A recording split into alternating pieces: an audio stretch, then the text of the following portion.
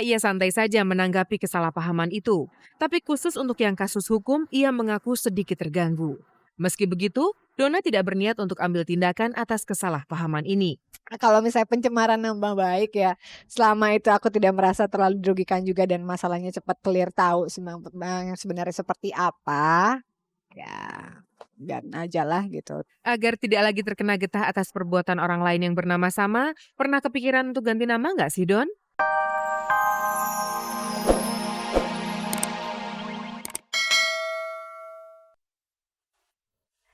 Apa kabar pemirsa? Di sore hari ini saya Farisa Kamilia kembali hadir menjumpai Anda bersama Kabar Kabari. Yang akan menyajikan kabar-kabar yang layak kami kabarkan karena kami Kabar Kabari. Sikap Nova Elisa yang tertuntut tentang siapa nama kekasihnya menjadi bahan spekulasi bagi wartawan infotainment. Dan belum selesai siapa teka-teki nama kekasihnya, Nova malah digosipkan telah mempunyai keturunan. Pemirsa, lebih lengkapnya mari kita simak penuturan artis berdarah Aceh ini.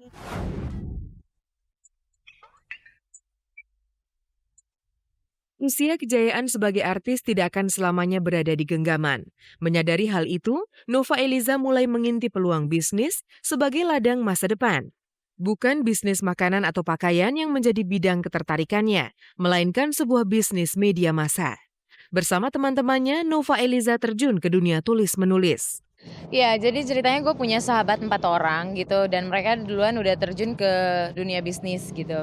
Terus akhirnya mereka nanya, "Nov mau bisnis nggak?" Dia bilang gitu. "Bisnis apaan?" "Majalah." Gue bilang majalah kan udah banyak banget, sempet pesimis juga gitu. Terus akhirnya mereka bilang ya kita bikin majalah fashion tapi kita bikin yang beda. Sebagai pekerja media massa, Nova Eliza juga diwajibkan terlibat penuh, termasuk kewajiban menghasilkan artikel. Untuk kebutuhan itu, ia terpaksa terjun mendatangi narasumber untuk melakukan wawancara. Ada susah-susahnya, ada seru-serunya, ada enaknya gimana caranya mewawancarai narasumber. Walau sudah menjadi pemburu berita, tetap saja Nova Eliza menjadi buruan para wartawan. Apalagi belakangan terdengar kabar tak sedap seputar kehidupan pribadinya. Ia dikabarkan pernah menikah dengan seorang pria berkebangsaan asing. Tidak hanya itu, Nova bahkan dikabarkan telah memiliki anak laki-laki buah pernikahannya itu. Kabar tersebut jelas dibantahnya. Gak ada yang perlu dikonfirmasi karena memang semua berita itu nggak bener gitu loh. Sama siapalah. Sampai sekarang kan gue masih jomblo dan nggak punya pacar. Seburuk apapun masa lalunya, kalau memang itu benar-benar terjadi, ia mengaku tidak mungkin menyembunyikannya.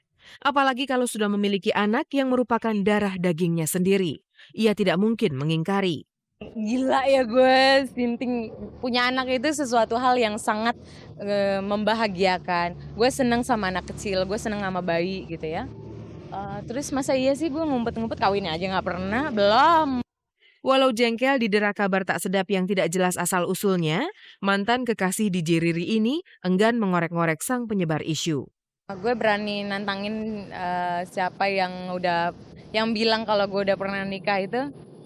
Ya udah, gue berani nantangin orang itu gitu. Silakan datang aja ke gue.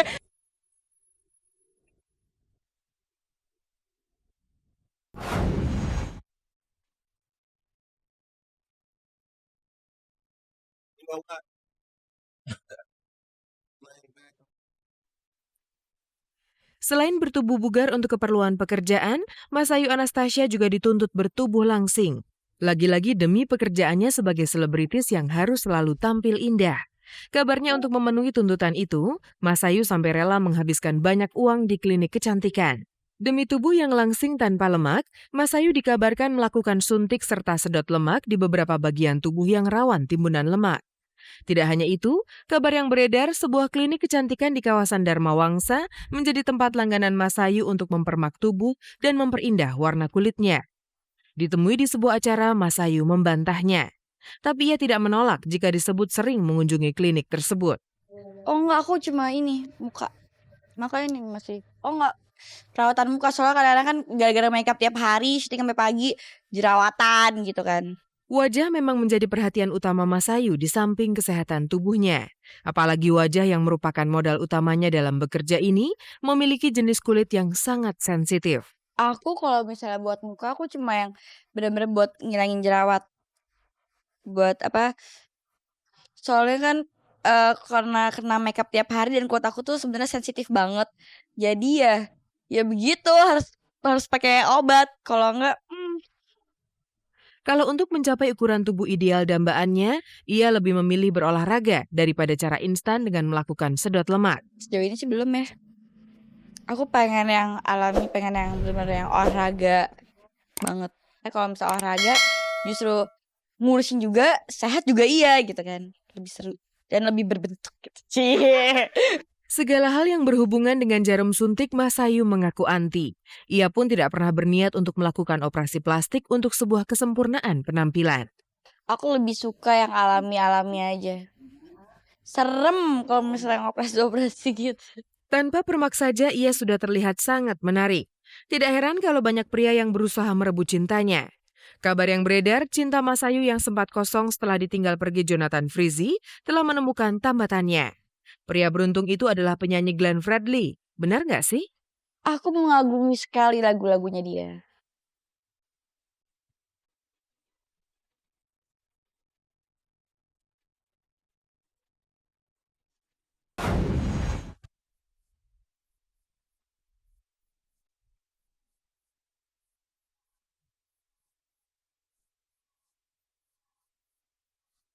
Gara-gara nama, Donna Agnesia jadi tertimpa persoalan. Ia dikejar-kejar sejumlah pemburu berita karena persoalan hukum. Kabar yang beredar, Donna Agnesia dilaporkan ke pihak yang berwajib karena telah melakukan pemerasan kepada rekan sekerjanya di sebuah rumah produksi dengan menggunakan telepon genggam. Membaca sekilas berita tersebut membuat kita tercengang sekaligus tak percaya. Apalagi Donna yang tidak tahu menau. Usut punya usut akhirnya terungkap kalau kesamaan nama antara Donna Agnesia dengan presenter TV lain yang bernama depan Donna membuat kekasih Okan Cornelius ini terkena getahnya. Meski sedikit kesal, Donna yang mengaku tidak pernah punya persoalan hukum hanya bisa mengurut dada. Karena namanya presenter, namanya Donna itu banyak. Orang juga kadang-kadang suka salah gitu. Ya mungkin akhirnya bisa salah-salah lagi. Walau hanya sekedar kesalahpahaman, ia sempat syok juga saat mendengar kabar namanya tersangkut kasus hukum. Sempat shock pasti Mbak. Iyalah orang tiba-tiba ini kan pasti ada kagetnya, pasti ada gitu juga dengan aku gitu. Pasti kaget lah, tapi ya sekarang sih tenang lah, lega. Lemes juga gue. Begitu banyak nama Donna di kalangan selebritis membuat Donna yang satu ini seringkali dibuat pusing kepala. Bukan kali ini saja ia ikut-ikutan tertimpa persoalan gara-gara kesamaan nama itu. Kayak dulu juga aku pernah yang kawin sama Pak Abdul Latif, Donna siapa? Luiza. Aku juga pernah tanyain sama orang, sakit saya yang kawin gitu kan. Ya itu resikonya lah, namanya banyak pasaran gitu ya. Dan semuanya mungkin banyak juga yang jadi presenter namanya Donna. Biasanya ia santai saja menanggapi kesalahpahaman itu. Tapi khusus untuk yang kasus hukum, ia mengaku sedikit terganggu. Meski begitu, Donna tidak berniat untuk ambil tindakan atas kesalahpahaman ini. Kalau misalnya pencemaran nama baik ya, selama itu aku tidak merasa terlalu dirugikan juga dan masalahnya cepat clear tahu yang sebenarnya seperti apa, ya dan aja lah gitu. Agar tidak lagi terkena getah atas perbuatan orang lain yang bernama sama, pernah kepikiran untuk ganti nama nggak sih, Don? Waduh, jangan susah lagi nanti orang kenal sayanya kalau ganti nama kan.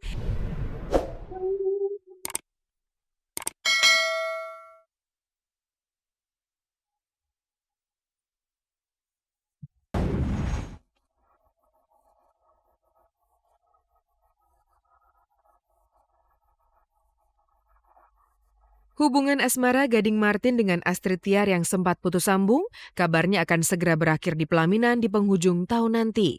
Untuk melancarkan rencana pasangan muda ini dalam membina rumah tangga, kabarnya Gading telah menyiapkan sebuah rumah impian yang akan mereka tempati setelah hari bahagia itu.